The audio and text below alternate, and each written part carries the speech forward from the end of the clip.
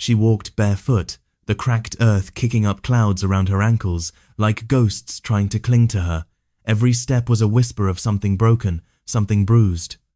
The village of San Miro didn't need to say her name to curse her, they'd already carved it into stone with silence. Her dress, soaked with sweat and humiliation, stuck to her legs like regret. Her tangled hair, stiff from days of dust and no water, framed a face the townsfolk no longer looked at least not without judgment. Marisol pressed on toward the small clay chapel that squatted at the village's heart. As the morning bell announced Mass, its sound fell like judgment rather than invitation. It was Sunday, a day of rituals and reverence. Families arrived in pressed linen and muttered sacred verses, as if whispering them kept the dirtier truths away. But when Marisol stepped onto the sun-baked stone steps of the chapel, it was like she had thrown a stone into still water. Ripples of whispered disgust spread instantly. "That's her, right?" someone hissed. "She's cursed. She shouldn't be here." Mothers clutched their children close like shields, and men pulled the brims of their hats low not to show respect, but to hide their sneers. Then the priest emerged, his robe a heavy shimmer of gold thread, as though God himself had stitched it in rage. His voice boomed like thunder dressed in righteousness. "You may not come in," he declared, loud enough for the angels to hear. "This is a sacred place. It will not be tainted by a woman soaked in sin. There is no welcome here for your kind." Marisol froze. Her mouth opened slightly, but no words came. The faces in front of her, people she'd grown up with, turned away, not with pity, but loathing. Then, with all the drama of a final judgment, the priest slammed the chapel doors shut. She didn't cry, not yet. She turned, slowly, and began walking across the plaza, leaving behind the holy echo of rejection. Dust followed her like a shadow as she made her way toward the edge of town, where an old dry riverbed cut into the hills. Under a warped mesquite tree, she knelt by the thinnest trickle of water and began scrubbing the road shame off her feet that had carried her through more cruelty than most could bear. Then she saw him, or thought she did. A man, or the shape of one, stood nearby. He looked ancient, his beard falling to his chest like a sheet of snow, his cloak shredded by time. He held a carved wooden staff, and his eyes, they didn't belong to this era. They held stillness like they'd watched the rise and fall of empires. "May I sit, child?" he asked, his voice as soft as a lullaby soaked in reverence. She didn't reply with words, just nodded. He lowered himself beside her with the slow grace of someone who had broken in places not visible. From within his worn cloak, he produced a crust of bread, split it in half, and offered her a piece. "I have nothing to give you back," she murmured, voice thin. "It's not a trade," he said simply. "It's a share." She accepted the bread without meeting his eyes. There was something strange about him. He didn't look at her like she was rotten. He didn't seem afraid of her story. That, more than anything, hurt. "What's your name?" she asked, not expecting much. "Elias," he said. "Like the prophet, or maybe just an old fool who thinks he used to be one." She laughed, a dry, jagged sound that didn't carry joy. "So what are you now? Another madman wandering the desert in search of meaning?" He smiled, soft and knowing. "Maybe. Or maybe I used to be someone else before the temples forgot what mercy meant." The water beside them burbled faintly, a quiet song. She glanced down at her feet, still stained with blood and old road dust. "What did you see when you looked at me?" she asked. She didn't even know why she needed to ask. She just did. He took a long pause. Then, with reverence, he said, "I saw a woman broken by men who still found the will to walk. That's holier than any cathedral wall." Marisol turned away. Not because she was ashamed, but because she hadn't been seen like that in years, maybe ever. Behind them, the chapel bells stopped ringing, but something, buried deep inside her, began to stir. It wasn't hope, not yet, but the echo of it.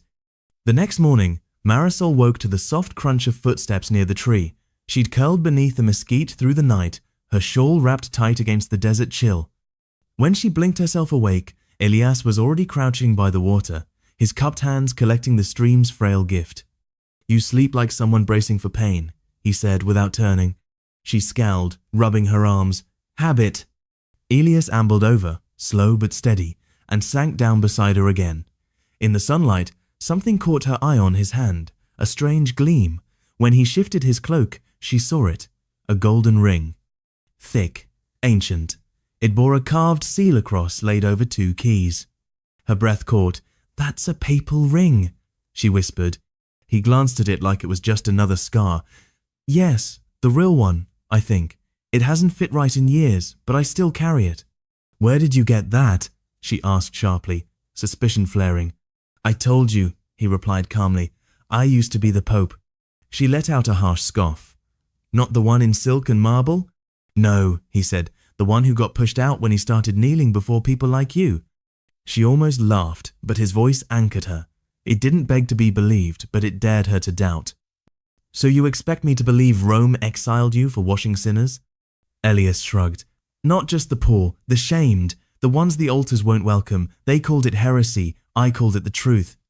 She studied his face, worn, but not wild. His eyes held sorrow, not madness, and the ring, it was too sacred to be fake, too precise to be costume.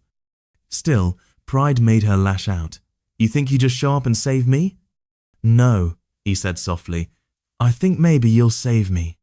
The weight of it hit her harder than she wanted to show.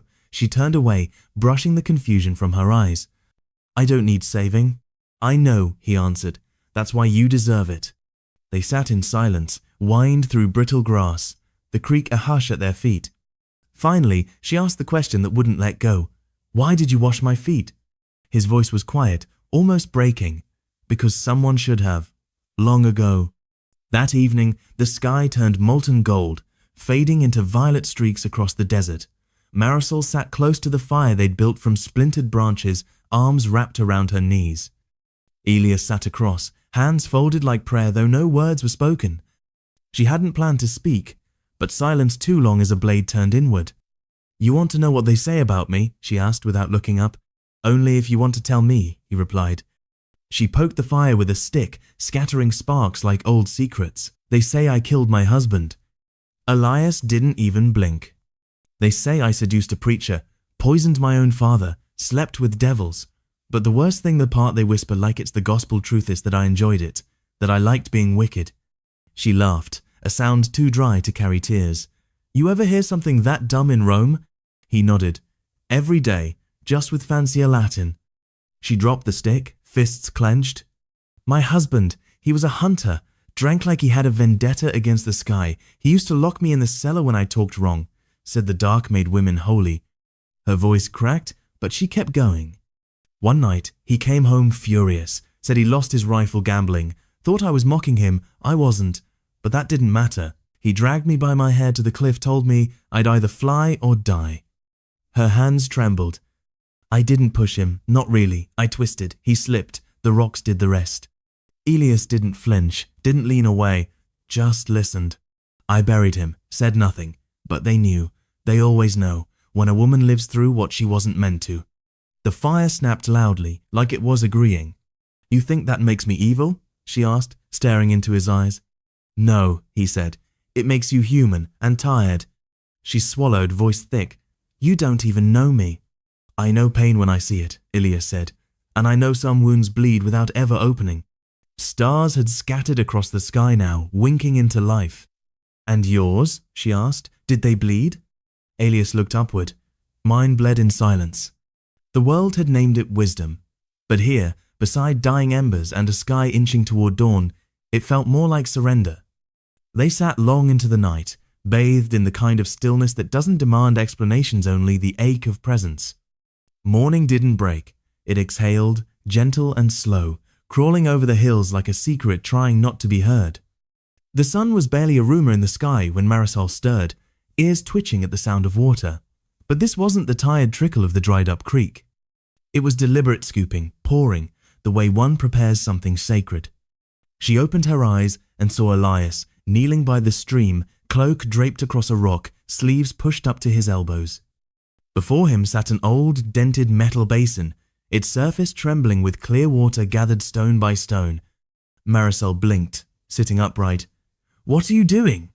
Elias didn't glance her way. He kept pouring with a quiet devotion. Preparing a rite, he said softly, almost to himself. She furrowed her brow. A what now? He finally looked at her, solemn, kind, unshaken. A ritual, older than cathedrals, older than sin. One the church forgot how to perform with grace. He nodded toward a flat stone near the basin. Sit. She hesitated. Number. Why not? Because I'm not clean, she snapped. I've never been clean. He didn't flinch. He rose, slow as the tide, and stepped toward her, not to corner her, but as if approaching a wounded animal. They've called you filthy for so long you started saying it louder than they ever could. She shook her head, voice hard. This won't undo what I've done. No, he agreed, but it might remind you that you're not ruined. Something inside her, something she thought had frayed away years ago, finally snapped. With trembling legs, she rose and sank onto the stone. Elias knelt before her, his hands wrapped gently around her feet, dipping them into the water. The cold made her flinch, but his touch was steady and warm. He didn't recoil at the cracks, the dirt pressed deep in her skin, the scars. He didn't hurry. He washed her like it meant something. Her eyes burned as he dried them with the hem of his cloak. She bit her lip to stop the sob that tried to escape. Then, without a word, he kissed the top of each foot lightly, reverently, like returning something the world had stolen from her. I've never seen you cry, he said, not as a question, but a truth gently spoken. I forgot how, she whispered. Behind them, the sun climbed higher, spilling gold onto the basin, and up in the hills, someone else watched. A farm boy, carrying an empty pail for water, saw them and froze. His mouth dropped open, and before the wind could steal the scene, he turned and bolted back toward the village, bursting with the strangest story he'd ever witnessed. The woman the town had spat on, the old man they whispered about, and how he washed her feet like she was royalty. By noon, San Miro hummed like a hive just disturbed. The whispers flared into rumors, the rumors ignited into wildfire. She let him touch her feet. They say he kissed them, like a priest at the altar. He's not just a priest, says he's the Pope. And that was enough to rattle every rusted cross in town. Father Mateo wasted no time. He summoned everyone to the village square. The chapel's doors were flung open not to welcome the faithful, but to stage a trial. From beneath the cracked bell tower, the priest appeared in full regalia, his robes sharp with gold thread and judgment. His voice cracked through the air like a whip. Today, he declared, we confront heresy flesh and bone. Villagers gathered in packs. Men gripped their belts like they might draw swords from them. Women clutched prayer beads that rattled with nervous fingers. Children peeked from behind carts. Marisol stood at the edge of the square, half hidden behind a fruit stall, heart punching inside her chest. She hadn't meant to return, but something deeper than fear had brought her back. Not for Elias, for herself. Then, finally, Elias appeared. He walked with no urgency, no shame. His robes were dusty, his beard swayed with the breeze. He didn't stop until he stood face to face with Father Mateo. I know who you are, the priest sneered. You've infected this town with poison dressed as prophecy. I've offered truth, Elias replied, calm as still water. You're free to reject it. You disgraced the sacred, Mateo shouted, his voice rising with fury. You knelt before a sinner. You washed her feet like a dog bowing to its master. A collective gasp surged through the square shop, startled, full of unspoken fear. Elias turned to the crowd. His gaze wasn't angry, just exhausted. You call her unclean, he said, voice echoing through the plaza. You bolt your doors to her. You use her name as a warning, but not one of you ever asked what broke her. Silence. It wasn't passive, it was brutal. I once walked among men in silk robes and golden rings, Elias continued. They called themselves heaven's keepers, but they forgot how to bend their knees. They forgot how to listen, so I left. Father Mateo pointed a trembling finger. And where did you go? Elias's eyes flicked briefly to Marisol. To the ones they abandoned. You think you're holy, Mateo spat. You're mad, a danger. Elias nodded. Then let the mad speak once before you burn him. No one moved. Not the priest, not the crowd. So Elias stepped onto the first stone of the chapel. He turned to face them all. This church was not built by saints, he said, voice low but unmistakable. It was built by beggars, by widows, by men who stumbled and women who were never given paths. You speak of power, he lifted his hand, displaying the golden ring. Then let this be power, just once, to remind you. He looked at them, not above them. Holiness isn't stitched in silk. It lives in the hands that heal, in words that do not punish, in feet that keep walking after the world has tried to stop them. A woman in the crowd began to sob, quietly. No one reached out to her. You cry out the name of the Lord, Elias said, but what kind of God casts out a woman for surviving? What shepherd throws away a lamb because it limps? His voice cracked not loud, but deep. You protect your altar from the impure, but the altar was built for the impure. No cheers, no amen, just silence thick and unbearable. Marisol felt her throat burn. She didn't know when the tears began, only that they wouldn't stop. Elias stepped down, nodded once to the priest, and walked away. No one stopped him. No one dared. And in that breathless square so used to casting stones, something more dangerous than blasphemy took root. Doubt. No one spoke for hours. Afterward, Elias returned to the hills in silence. Marisol followed not from fear, but from something else, something that told her this silence was sacred. They reached the grove where the stream wrapped like a ribbon through scattered rocks. The sun dipped low. The world hushed. Elias sat beneath the mesquite and removed his sandals, wincing. Marisol stepped forward, nothing in her hands but a question. They'll come for you. I know, he said. Why aren't you running? Because truth doesn't run, lies do. She sat beside him, smoothing her skirt under her knees. For a while they didn't look at each other. Then she said quietly, I saw your hand today, the way you raised that ring. He said nothing. I've seen it before, she went on. Years ago, my grandfather took me to a cathedral in the city. I saw a bishop raise his hand like that, and everyone knelt, even my grandfather. Elias stared at the horizon. And your voice, she whispered. It changed. It wasn't loud, but it filled everything. He smiled faintly. They trained us for that. Who did? She asked. He finally turned to her. From his cloak, he pulled a linen-wrapped bundle. Slowly, he unwrapped it. Inside was an old letter. The parchment had yellowed, its edges curled like fire had kissed it.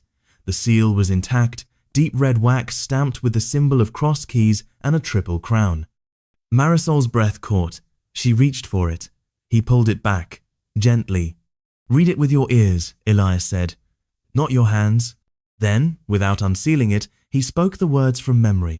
To His Holiness Elias of Orishabi, decree of the Sacred Order for the Doctrine of Faith, you are hereby stripped of all titles, honours and protections. Your acts in Florence, Naples and elsewhere sheltering the condemned, embracing the exiled and performing rites for the unworthy are deemed defiance of the magisterium. You are to vacate the Holy See within 48 hours. No appeal will be heard. Let silence be your final prayer. He lowered the letter, voice still steady but something in him had shifted. I kept it, he said, because it's the only thing Rome ever gave me that I didn't regret. Marisol's pulse thundered. They exiled you, she whispered, for mercy. He nodded. They said love was dangerous, that compassion leads to rebellion. That evening, beneath a sky bursting with stars, Marisol sat across from Elias while he stirred a modest pot of beans. The fire flickered in his eyes, though his hands moved slowly, his strength waning, though he never named it. She watched him for a while, then broke the silence. I lied to you. He didn't look up. I told you my husband fell, that it was an accident. He stirred the pot once, then paused. You said you twisted away. They said washing the feet of the sick made me unfit to lead, Elias whispered, eyes shimmering, but he didn't blink. But if leadership demands blindness, I'd rather be forgotten. He rewrapped the letter slowly, carefully, and tucked it back into the folds of his cloak. Marisol reached forward, her hand settling gently on his. You're not forgotten, she said. He looked at her not as a redeemer, not as a priest, not as a figurehead, but as a man, and in that shared gaze, something passed between them, not romance, not yet, but recognition. The kind that only happens when two broken souls finally stop hiding their fractures. She leaned against the tree beside him, the twilight sky above deepening into indigo. Do you miss it? She asked softly. Rome? He thought for a long while, long enough for the wind to shift. I miss what it could have been, he finally said, then quieter still, but I found something holier here. She turned, confused. What? You, he said. Since the sermon, the village had grown strangely quiet. Not because they'd accepted Elias, not because they'd forgiven Marisol, but because silence often follows fear. Fear of truth, fear of what it reflects, fear of seeing yourself in someone you were raised to hate. The villagers no longer spat at her or called names when she walked past, but they didn't speak to her either. They turned their faces quickly, as if afraid that meeting her eyes would ignite something in them they couldn't unsee. At night, the hills became her refuge. Under open stars, untouched by judgment, she found stillness. The steady rhythm of Elias's breath beside the campfire gave her an uneasy peace. Uneasy because she knew peace always demanded a price. That evening, beneath a sky bursting with stars, Marisol sat across from Elias while he stirred a modest pot of beans. The fire flickered in his eyes, though his hands moved slowly, his strength waning, though he never named it. She watched him for a while, then broke the silence. "I lied to you." He didn't look up. "I told you my husband fell, that it was an accident." He stirred the pot once, then paused. "You said you twisted away." "I did," she replied, "but that wasn't the end." Her voice trembled. "He didn't die from the fall." Elias finally looked at her. "He broke his leg," she whispered, cried like a child, begged me to help him, said if I saved him, he'd forgive me. He'd forget everything. We'd go back to what we were before. She clenched her fists. Back to the cellar, back to the silence. Her gaze dropped to the ground. I walked away. I heard the coyotes hours later. I never turned back. The silence that followed pressed hard on her chest. She wiped her eyes with her sleeve. "You want to know the worst part?" she asked, voice cracking. I felt relieved. Elias didn't flinch, didn't offer pious words. He simply sat, present, listening. "You said once," she continued, "that holiness lives in the broken. But what if what's inside me can't be healed? What if it was never clean to begin with?" Elias reached into his cloak and pulled out a small worn wooden crucifix.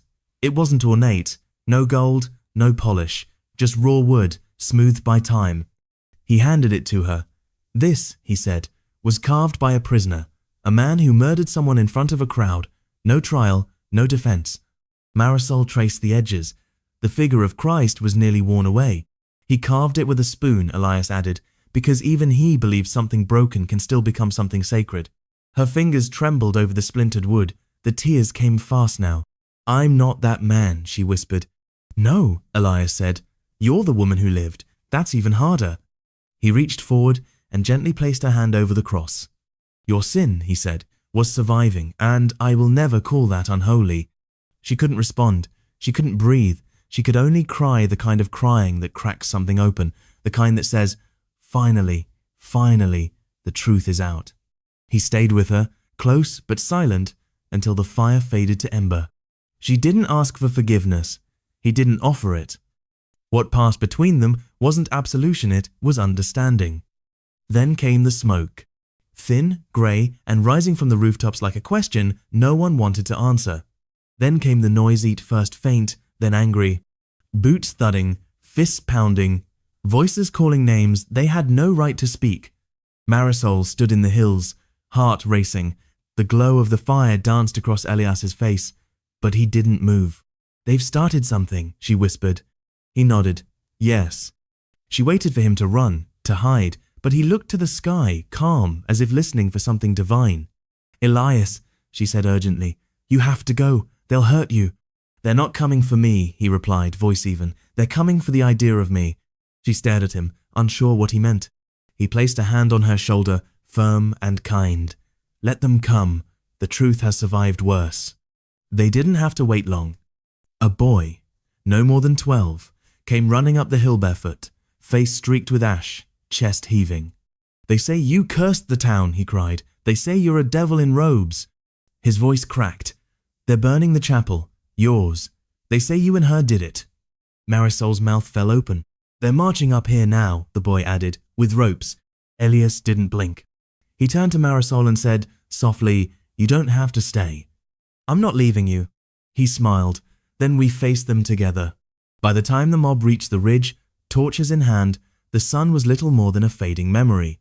The final light of day clung to the sky like an old prayer trying not to be forgotten. Father Mateo led the charge, his robes drenched in sweat, his voice raw from screaming. Behind him came the villagers' men with axes, women with stones, children with eyes already emptied by fear. "There they are," someone yelled, "the heretic and the whore. Bind him." Marisol stepped forward, arms wide. "He didn't do anything." A rock slammed into the dirt inches from her feet. "Move," barked a man. She didn't. Then from the edge of the moba, voice rang out, high, young, and trembling. "Stop." Heads turned. It was the boy, the same boy who had warned them. He stood alone, arms shaking. He gave my mama food when no one else would, he shouted. When she was dying, he held her hand, said her name like it mattered. Someone tried to hush him, but he yelled louder. He washed her feet too, because she hadn't felt clean in years. A murmur broke through the crowd. Then another voice, an old man, limping forward. He prayed with me when my son was drinking himself to death, the man said. Didn't call him wicked. Just said, let him come home when he's ready. No priest ever said that to me. And then a woman stepped forward, and another, each one with a story, a moment, a kindness. The torches didn't go out, but they lowered. Father? Someone asked. Matteo's face turned pale. Elias stood calmly, not looking at his accusers but at the ones he'd helped without asking anything in return. I'm not here to be your pope, he said. I'm here to remind you what one should have been. No one responded, no one moved. Finally, Father Matteo turned, walked away, his robe dragged in the dust. One by one, the villagers followed. The fire in the chapel raged through the night, but no one cheered. And on the hill, Marisol dropped to her knees, shaking. Elias knelt beside her, wrapping her in his arms, not like a prophet, not like a savior, but like someone who had burned, too. The chapel fire burned until sunrise. By morning, only the stone steps remained. The altar had crumbled to ash. The cross that once hung proudly now lay shattered beneath charred beams. The air in San Miro reeked of smoke and something heavier, guilt. No one rebuilt. No one spoke of it again. They lived around the ruins like ignoring them might erase the past. But in the hills under the twisted mesquite tree, a different sanctuary bloomed. Elias hadn't risen from his bedroll that morning, or the next. His breath grew shallow, his voice faded. He no longer spoke of Rome or exile or sin. He only asked for water and sunlight and Marisol. She barely left his side. She wrapped his feet in lavender-soaked cloth, changed the linens, held his hand. Each night she listened to the rasp in his chest, begging it not to be the last. On the fourth day, she woke to find him smiling. I had a dream, he whispered. She leaned in. Tell me.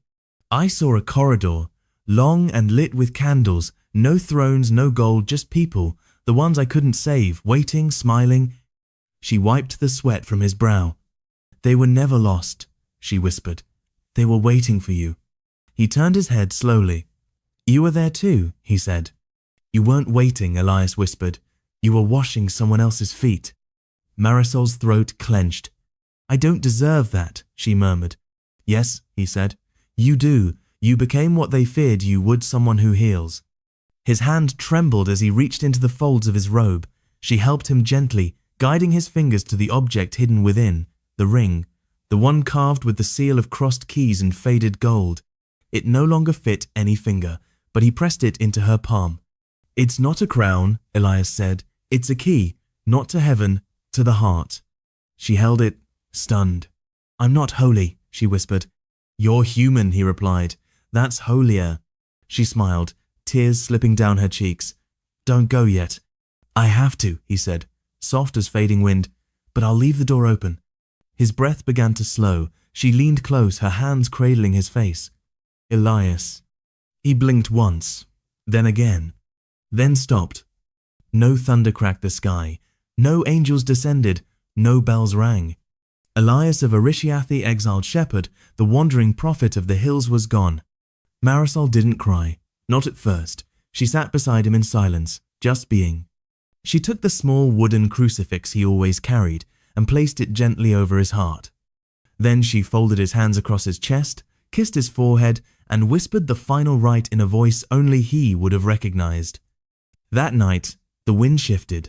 A soft breeze moved through the hills, as if carrying his breath upward one last time.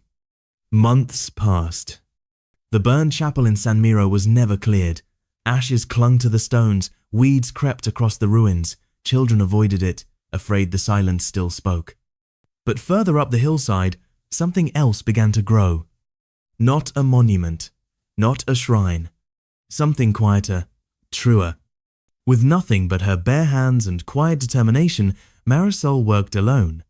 She gathered stones from the dry streambed, She packed walls from sun-baked clay and driftwood. The roof was patched with worn canvas and stitched hides. There were no pews, just straw mats. It smelled of sage, dust, and smoke. But it was hers. At first, they called it her shack, then her sanctuary. Eventually, they called it the little church. She never placed a cross above the entrance. Instead, she tied one thing to the door framer, single relic from the man who changed her life. Elias's ring, fastened with a strip of his old robe. It caught the morning light like a silent bell. She didn't preach, didn't beg anyone to believe, she just left the door open. And, slowly, they came. The widow who lost her sons to the mines, the young man shunned for loving another, the woman everyone whispered about barren, cursed, and children too small to understand, carrying questions too big for their homes. They came not to be saved, but because no one turned them away. Some sat quietly, some wept, some sang, some just breathed. And sometimes, when no one watched, Marisol washed their feet. Not to cleanse them, but to let them feel seen. One evening, a traveler arrived, a stranger in a tattered cloak, with weathered skin and blistered hands. He asked for shelter. She gave it without question. Before he left, he reached up and touched the ring above the door. "I heard a story once," he said, "about a man who gave away his crown to give someone back their name." Marisol smiled softly. "It wasn't a crown," she replied. "It was a mirror."